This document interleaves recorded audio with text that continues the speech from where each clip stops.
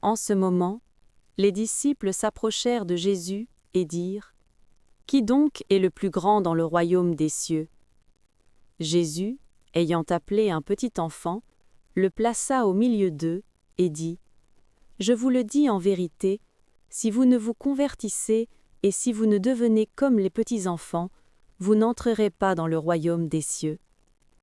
C'est pourquoi quiconque se rendra humble comme ce petit enfant sera le plus grand dans le royaume des cieux. Et quiconque reçoit en mon nom un petit enfant comme celui-ci, me reçoit moi-même. Mais si quelqu'un scandalisait un de ces petits qui croient en moi, il vaudrait mieux pour lui qu'on suspendît à son cou une meule de moulin et qu'on le jetât au fond de la mer.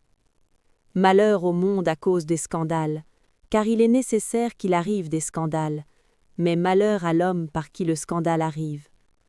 Si ta main ou ton pied est pour toi une occasion de chute, coupe-les et jette-les loin de toi.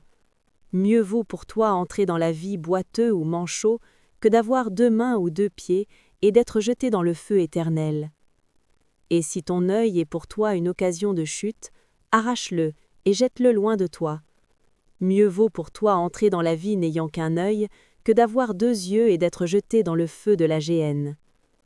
Gardez-vous de mépriser un seul de ces petits, car je vous dis que leurs anges dans les cieux voient continuellement la face de mon Père qui est dans les cieux.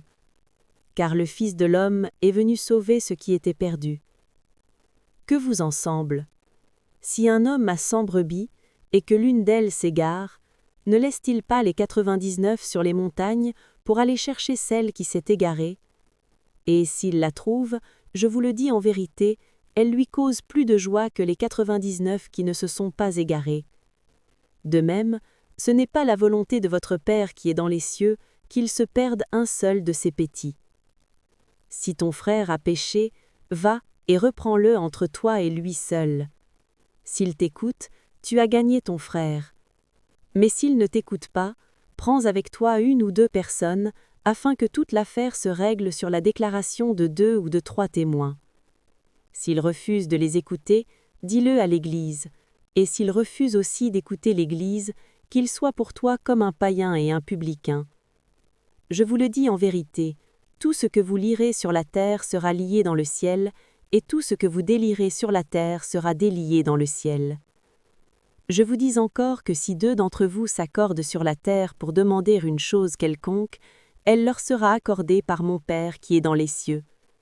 Car là où 2 ou 3 sont assemblés en mon nom, je suis au milieu d'eux. Alors Pierre s'approcha de lui et dit : « Seigneur, combien de fois pardonnerai-je à mon frère lorsqu'il péchera contre moi ?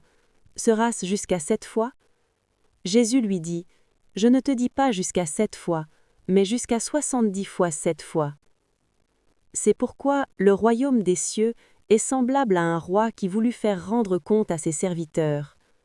Quand il se mit à compter, on lui en amena un qui devait 10 000 talents. Comme il n'avait pas de quoi payer, son maître ordonna qu'il fût vendu, lui, sa femme, ses enfants, et tout ce qu'il avait, et que la dette fût acquittée.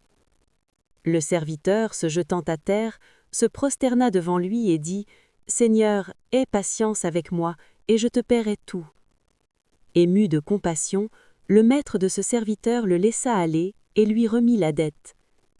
Après qu'il fut sorti, ce serviteur rencontra un de ses compagnons qui lui devait 100 deniers. Il le saisit et l'étranglait en disant : « Paie ce que tu me dois. » Son compagnon, se jetant à terre, le suppliait, disant : « Aie patience avec moi, et je te paierai. » Mais l'autre ne voulut pas, et il alla le jeter en prison jusqu'à ce qu'il eût payé ce qu'il devait. Ses compagnons, ayant vu ce qui était arrivé, furent profondément attristés, et ils allèrent raconter à leur maître tout ce qui s'était passé. Alors le maître fit appeler ce serviteur et lui dit : « Méchant serviteur, je t'avais remis en entier ta dette parce que tu m'avais supplié. Ne devais-tu pas aussi avoir pitié de ton compagnon comme j'ai eu pitié de toi ?»